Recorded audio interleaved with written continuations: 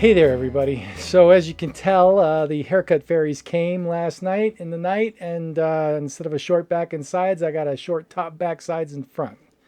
I'm over the whole hairy thing. I just can't do it anymore. It was fun while it lasted. It was kind of an interesting look, but whatever. I'm over it, and so there it is. Let's talk about the XT4. So the XT4 came out, and when it first came out, I picked one up. Had it for about a week. Said to myself, that's a lot of money for a battery and a flippy screen. And so I sent it back. And then over the past, 3-4 months, you guys know the story. I've been getting more seriously into Fuji and coming to grips with some of the things I didn't like about it. And Sony's given me a new appreciation for Fuji as well. And now that I'm kind of committing to the Fuji system and things are starting to work out, I figure, well, I'll pick up another XT4 because well, first of all, the XT3 is doing a great job. And I need a second body to do video and stills at the same time. And I wanted that to be Fuji. So I said I could buy an XT3. But obviously, they spend the money. The XT3 is not $999 anymore, US dollars. It's up to like $1,500 US dollars. Well, for another couple of hundred, I might as well pick up the XT4, and there it is. And I don't mind having a bigger battery, and I don't mind having the flippy screen. Now, you would think that when Fuji came out with the XT4, that it would have the same performance as the XT3, and that they would just add features. Well, I'm starting to learn that the XT4 is a completely different animal. And one of the things that you have to embrace and appreciate about Fuji is they turn their liabilities into assets. And one of the ways that they do that is called Kaizen. And what they do is they release cameras that really aren't polished, and then fix any problems that come up along the way with firmware. I mean, the alternative is you could be like Canon and make a camera and never release a much firmware for it because it's pretty much polished when you release it. Just saying.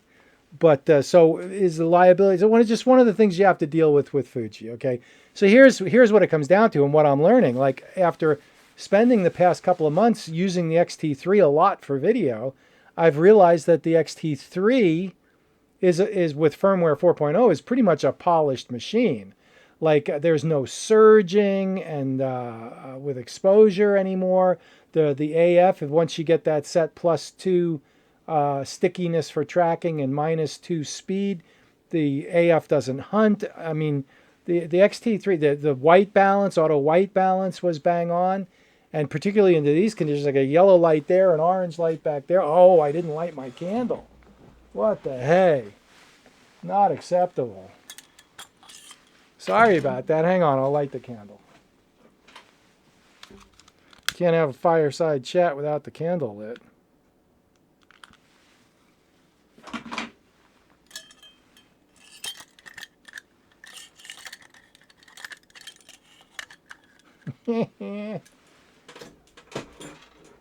All right, much better. There we go. All right, much better. There we go. So I got the orange light, I got the blue light. I get it. It's an auto white balance nightmare, but the XT3 seemed to not have a problem with it. Well, one of the things that I've been noticing with the XT4 is that the white balance has been surging. So now I'm setting manual white balance, and okay, I think I'm using the incandescent number 2, which seems to work pretty good. So, the AF, +2, -2 didn't work for that. So I'm up to +4, -4. So +4 in stickiness and -4 in speed. And it's not as good as the XT3. So here's hoping for firmware 2.0 on the XT4. And that'll improve things. Is it unusable? No, but it's not as good as the XT3. And so what the hey, So there's that. The other thing I did when I picked up the XT4 is I picked up an extra battery, a spare battery, and I picked up the Fujifilm charger that should have come with the camera. And one of the things I can tell you right now is, So I took the charger and I plugged it into a USB-C into my computer. And I mean, the battery's taken like 5 hours later, the battery's like 30%. It's like, wow, that's a really slow charger. And it wouldn't charge both batteries at the same time. I was like, what the hey? So I thought about it for a bit and I said to myself, I bet you I'm not getting enough power. So I dug the cord that comes with the XT4 out of the box and plugged it into the wall. And yeah, then we were cooking with gas. So if you want this $75 extra US dollar charger to actually zip along, dig the cord out of your box from your XT4 and and they don't even give you the damn cord. Getting a little cheeky, getting a little Nikon-ish there, Fuji. But whatever. Okay, I mean, just add $100 to the XT4 price so you can get yourself a charger. Highly recommend it. But anyway, when you plug all that in, things work a lot faster. You can charge two batteries at the same time. So I learned that. And let's see, batteries. Okay, so the next thing, let me dig this out. All right, so the next thing is I've been messing around with some test prints from the trip. And preliminarily, now my test prints, I use Canon Pro Luster paper on the Pro 1000 printer. And it gives me a great idea of, relatively inexpensive way to run a test print. And so this was one of the first ones I got. And I'll try to get the glare off that. And there it is. And beautiful job. Really impressive. That's 12 by 18 on 13 by 19. Really nice. Really enjoyed it. And I know you can't really see it, but very impressed with the image quality on that. And yeah, the Fuji did a great job on that one. And then this is my first named print. This is Collab Canyon study number 2. And really enjoy what happened there. And that's up on my website. And very impressed again. Really enjoy that shot. And Fuji did a great job.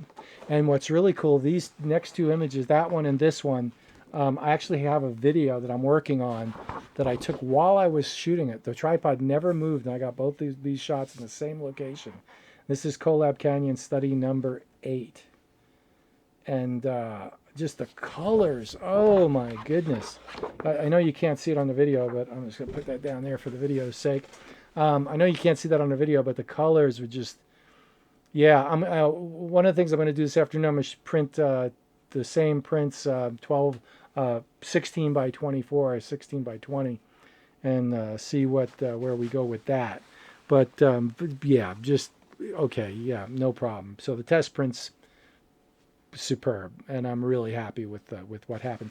And the third thing I wanted to talk about today is the issue has come up on some of the forums. There was a discussion about weather sealing, and some people were saying, it's just marketing crap. And so here's the superb 16 millimeter Fuji 2.8 prime weather sealed on the XT3, and people are saying, weather sealing, it's crap. They don't guarantee it if water gets in your camera, and they only think water. And weather sealing is not just about water. As a matter of fact, I think it's more important for dust, because there was a photographer who went to Nepal, and he had the 10 to 24 non-weather sealed, and he had the 18 to 55 and the 55 to 200 Fuji Trio, Landscape Trio, and they weren't weather sealed, and he got this like fine dust inside the lenses in the elements. And he had to get them serviced to get the inside of the lenses cleaned. And that's not a good thing. And so it's not just about water, it's about dust. And it's also about keeping dust off the sensor of your camera. Because, back in the film days, we didn't have weather sealed lenses, but back in the film days, every time you advanced the film, you had a new sensor in your camera. And, metaphorically. So with this, you got one sensor and that's it. You got one piece of film, and if there's crap on it, you got to clean your sensor. So you don't just change out your film. So it's not just, weather sealing is not just about how can you go deep sea diving with your equipment. It's also about dirt and dust and things like that. And look, I'll tell you what, if I have a choice between weather sealed or non-weather sealed, I'll take what I can get. I don't care how weather sealed it is. It's still better than no weather sealing at all. So that's what I had for you today, and I'm working on some videos from Zion, and it was a great trip. And it's funny how I've been doing this for so long, and it's always a learning experience every time you go out. Because I'm always trying new things too. But that's what I do, and that's what we're here for, is to learn and explore and to try new things. And yeah, but I'm over the hairy thing. Curious what you guys think. But I'm sure none of you care. So there is that, and that's no problem at all. So great. Well, I've waffled on long enough. Hopefully some of that was useful to somebody, and I appreciate it. And so yeah, I'm beta testing my XT4 for Fuji, and hopefully the next firmware will solve some of the problems with XT4, because the XT3, as far as I'm concerned, with firmware 4.0, is dialed in. It's a polished product. And the XT4, not so much. Don't get me wrong, I still dig the XT4. But anyway, so there it is. All right, everybody, thanks for watching. I appreciate it, and we'll see you soon. Have a good one. Bye.